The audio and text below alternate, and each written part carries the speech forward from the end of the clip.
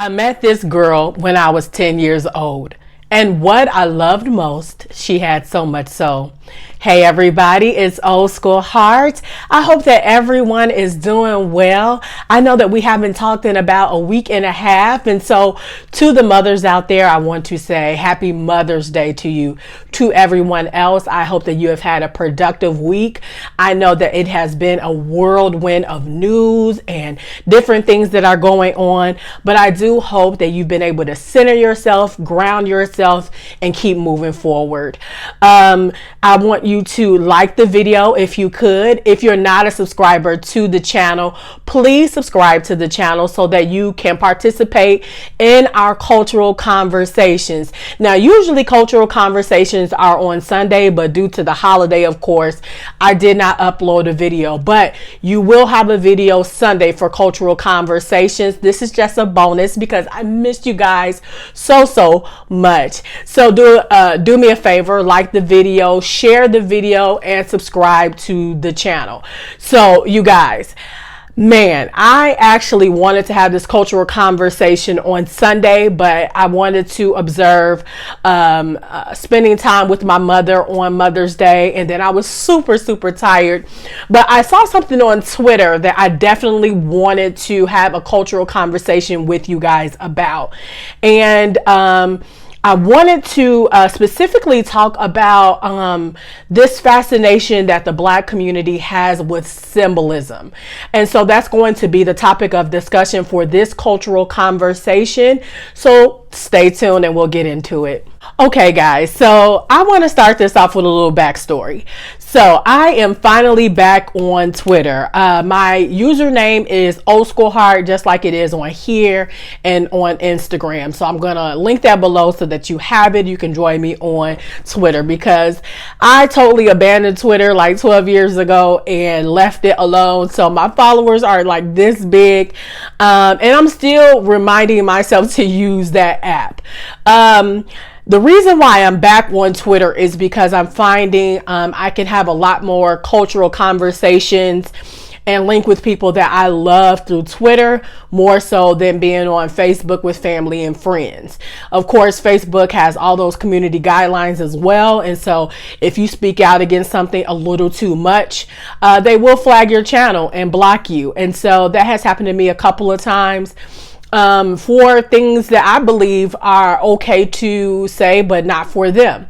And so, like I said, I am back on Twitter, getting used to the app, getting used to posting and different things like that. So please follow me on Twitter, and I will follow you guys back, because I love the cultural conversations that we have. So I love to see some of the things that you guys are posting. So one day I am scrolling through Twitter, and I come across a post of somebody that I really love and respect from YouTube. I come across a post that he has about this judge in Detroit. And so there's a video of this. And so I'm like, oh, if I have nothing to do, I'm just going to hit play. Now, I'm going to give you a little backstory of what's going on in the video, and then I'm actually going to show you the video. So, of course, because of COVID or due to COVID, you know, the court systems across the United States have changed the way that people go to court. So a lot of court appearances are going to be done via Zoom or whatever video conferencing system they are using for the court systems in your city or state. Don't know what those are. So this particular video I watched was for a court case. Not too sure what it was about. I tried to go back and see about watching that video, but on YouTube it's like 6 hours long, and I'm like, I don't feel like scrolling through all of that. But some of these court proceedings can be watched on YouTube, and I will link the channel below. So like Zoom, they have different boxes up. You have one for the judge, of course. You have two for each lawyer, whatever side that they're on, defendant, prosecution. And then you have whoever needs to be defended or who's defending themselves, who's, you know, the main focus why they're in court. And then there is one more person that I'm not familiar with what was going on with that person, why they were there, but everybody is on this particular video. Now, I'm going to actually let you see that, and then we're going to get into the discussion on why I think symbolism is bad for the Black community. So stay tuned while I show you that video. Oh, disclaimer. There will be offensive language in this video. There will be cursing in this video. So I am just giving you that warning right now. If you have children, please do not allow them to watch the end of this video if you are not allowing them to hear curse words. So that is a disclaimer. There's curse words at the end of this video. Once we're done with that video, I'm going to come back and give you my commentary, ask you some questions, and then we'll have a cultural discussion like always. And I don't do t-shirts in my courtroom. I'm at a I don't care where you're at. You're in my courtroom right now. Do you understand? Yes, sir. All right, when you come to court, you dress for court. Because in my court, if you don't dress for court, I'm going to dress you. Which means I send you Wayne County Jail and they dress you. Now, do I have to do that? No, sir. That's bold because it's just court and we all at home. I suggest you shut your mouth and not be involved in this case, or you're going to end up locked up. That's fucked up, bitch.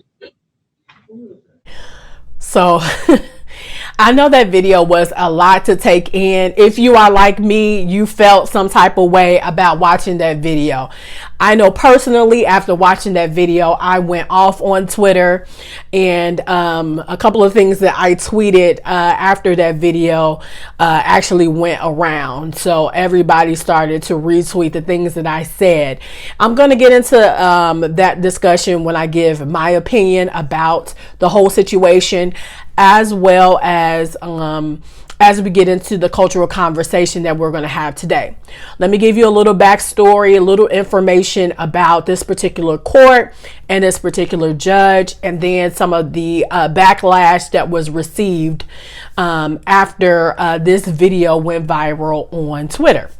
So this courtroom is the 36th District Court. This is in Detroit, Michigan. The address is 421 Madison Street. If you wanted to Google it and get more information about this, make a complaint, whatever you want to do, fine with me. So once again, this is 36th District Court in Detroit, Michigan. The judge's name was Ronald Giles, or Giles. I don't know how he says it, but it's spelled Giles. Judge Ronald Giles has served the 36th District Court since 2006. He is a graduate of both Wayne State University and Wayne State University Law School. Now, since 2006, he has been in control of courtroom 537. Now, he is an African-American male. I'm not too sure if he is fully an African-American. Not necessarily that, or if he's biracial. But the picture of him appears he is African American in some way. But once again, this is out in Detroit, Michigan. Now, there was backlash after this kind of went viral, and everybody started to tweet about this particular video. Now, after that video came out, and then there was backlash. Once again, the Sun, the U.S. Sun, which is a paper in Detroit, Michigan, did follow up on the viral video, and there was a response from the chief judge at the 36th District Court. His name is William Monk. I don't know how to say his name, Macancio or Macanco. And he said that he wants there to be an internal discussion among fellow judges to better understand what happened in Judge Giles' courtroom. So evidently they're going to have like a meeting or a discussion about how Judge Ronald Giles or Giles appeared in the video and why he took the position that he did, because, you know, there were a lot of people who didn't understand why he went so hard. Now, there is a fellow judge at the 36th District Court who was a little upset by Giles's hardline approach to a dress code given the virtual court setting as a result of the pandemic. They said, my take is that it's not a good look for the court. That's not normally how court cases are conducted. They also said there has been an unspoken flexibility that judges have embraced given the lack of physical appearance. And so basically he is saying, hey, you know, since the pandemic has started, since we are not able to physically appear in court, and we've been doing most of our court cases on Zoom and different things that way, we've relaxed our expected guidelines and rules to fit the nature of the circumstance. The circumstance is COVID. The circumstance is being on video. The circumstance is being in your home, dealing with a very serious matter, whatever that is, whatever you're going to court for. And so there is no need to add any extra pressure on anybody by talking about attire and where they're located in order to make their appearance in court, as long as that it isn't a distraction. Of course, they have the same rights as Zoom does, which is basically you can mute people when it's not their time to talk, when it's the judge's time to talk. He's of course unmuted. He may be in control of the settings of other people who appear, but I mean, they have different things that they can do to control the way the recordings are done. And so as long as, like I said, as long as whoever is at court or there to defend themselves aren't distracting, then it should be no problem for the court to proceed and do their job. And so once again, the person in charge of the 36th court did say he didn't understand where Giles was coming from or why he went so hard, because it's flexibility time. Everybody else is being flexible. And so the understanding of why he wasn't, at that particular time is going to be addressed.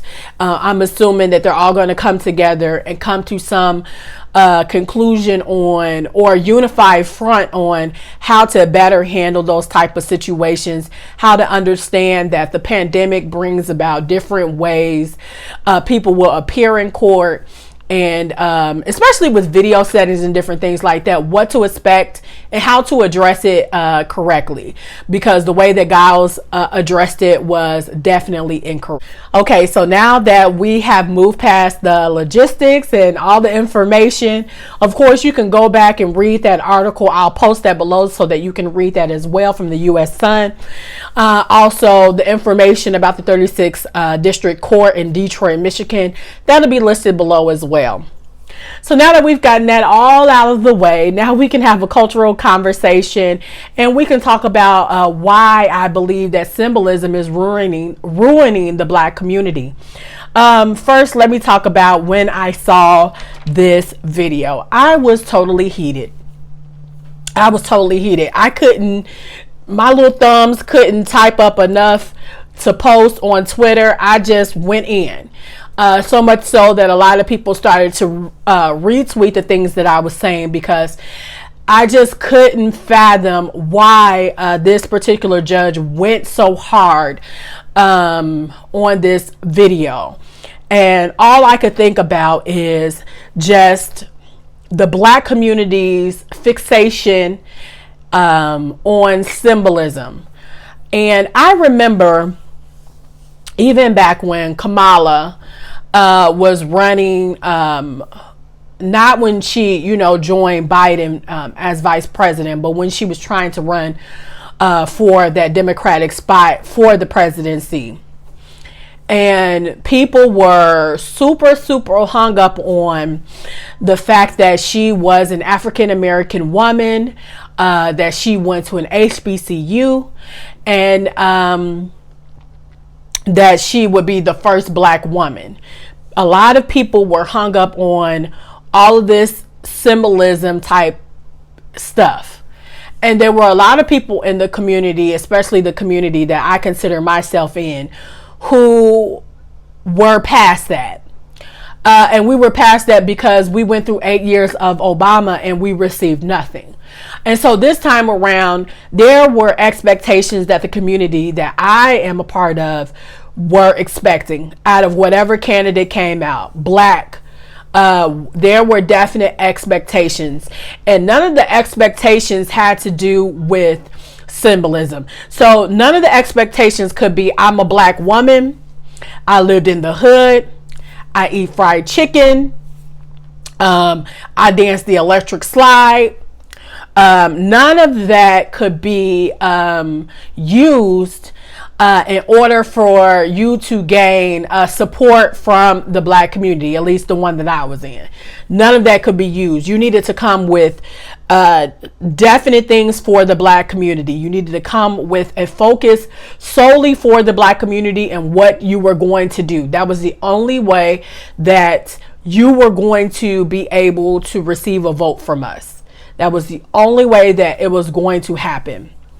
And I remember expressing this on Facebook, on Instagram, doing a couple of lives on Facebook, and actually here on YouTube as well, just expressing how I feel about Kamala, who she was, who she portrayed herself to be. And, you know, a lot of us could see clear as day that she was using every black aesthetic in order to gain supporters. And, you know, our eyes were wide open and we were like, no, you're not going to do this. You know, so when she was on the Breakfast Club, you know, lying about certain things like, you know, who was the best rapper when you were in college? And she was like Tupac, and she was way before Tupac. You know, they were asking her, did she smoke? You know, she was like, of course. You know, she did that whole Obama thing. I smoked in college. Of course I did. You know, I'm an AKA. I ski weed and all this other stuff. And then we look at her history in California and we find that she is a part of the demise of the black people in that area. You know, a high rate of homeless people, those homeless people being black people, a high rate of locking up black men in California. You know, the population in California is the jail population, black male jail population in California is unprecedented. There's way more black men in jail than there are any other race, you know. And so we see that she's locked up a couple of people, and then we have the Mitrice Richardson story, and then we have this story about the young black woman mother who was arrested for truancy, and come to find out this young black woman has a daughter that's super sick. So we keep finding out this information about Kamala. One big thing in particular is that when she ran out there as the Attorney General in California, she ran as what she believes herself to be, which is Indian. And then when she is running for the Democratic position for presidency, she becomes sister girl, she becomes black girl, she becomes the girl around the way, you know. And so we were fascinated with symbolism. We were fascinated with this idea of any black person will do. As long as we have a black person in there, we are guaranteed something. They're going to be for us in some way. Then we also see her do that interview where she says, I'm not going to just help black people. No, I'm not. No, that's not what I'm here for. I'm not going to do that. And then also, you know, a couple of weeks ago, we talked about Kamala Harris, saying that, you know, the United States isn't a racist place. And so I have been questioning this idea and this love that black people have for symbolism for quite some time. And what I've come to the conclusion is that this is how we get people like Judge Ronald Giles. This is how we get people like him, because we don't take the time out to see if these people are really for us. The only thing that we do is say we need that spot to be filled by them. And that is a problem. Because if you look at the video, we have this young man. He's at a construction site. And he is actually on time for his court appearance. He just so happens to have a construction vest on and the helmet, right? He just so happens to have that.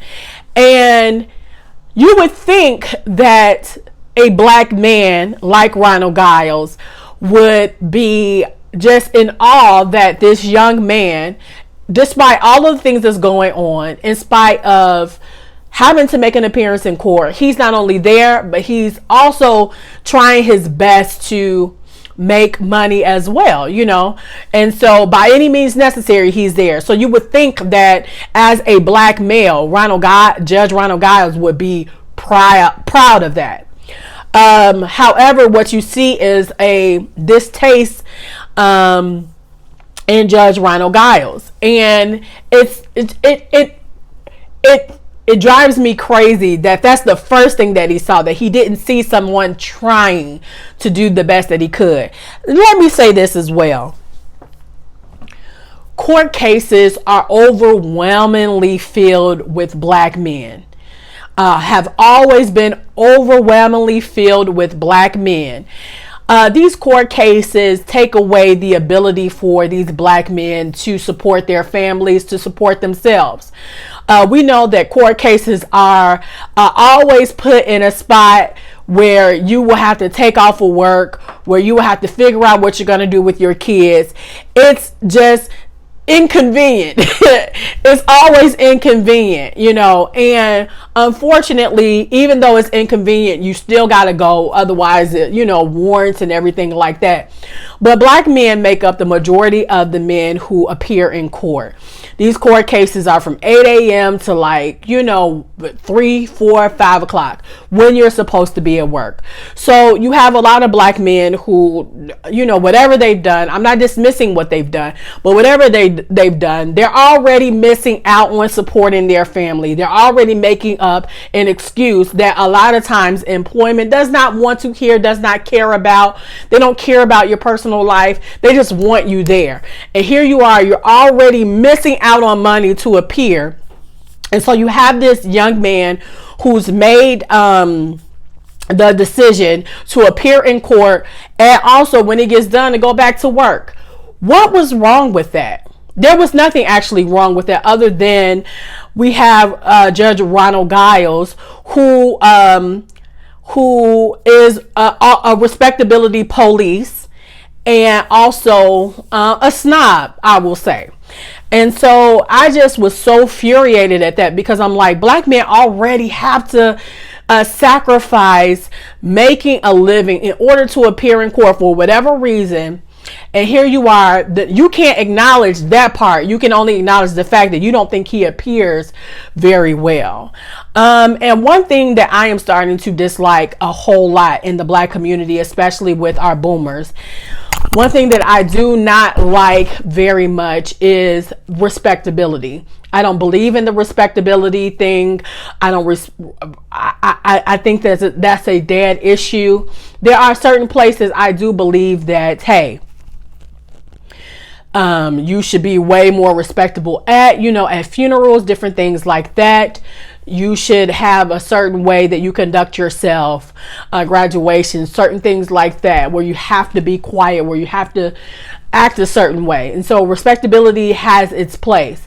But for me, respectability has nothing to do with hierarchy. I am not a big fan of hierarchy.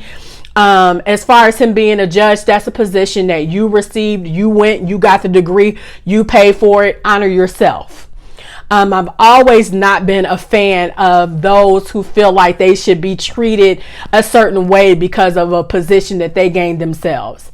That's your business. Honor yourself. Enjoy what you've accomplished, but I don't owe you any extra respect because of that. And I hate that there are a lot of judges who feel as if they are superior to you because they have this position. Baby, I didn't get that degree. You did. You got the degree. You honor yourself. And so that is one of the things. I have never been that way, and I have a couple of degrees. You know, I can toot my own horn, but for what? What has it gotten us as a black community? You know, what has education gotten us as a black community if we're still fighting for basic human rights, if we're still begging for certain things to take place, instead of it already being something that we all possess already. And so I'm not a fan of that. And he seems like the type of judge that's really big on that, really big on respectability as a boomer, or however old he is. And I am not that person. And I think that young lady showed that those days are over. And I love that young lady. You guys can feel how you want to feel about her language. I personally don't have a problem with it. Y'all know from previous videos I'm a cusser, but you know, YouTube has cut down on that a little bit. But I see no problem in what that young lady was saying, because she was advocating for that young man. She was like, he's here, you know, he's here and he's trying his best to do what he can. And this is what you're tripping off of. And she's right. Why are you tripping off something like that when there's, you know, he's here.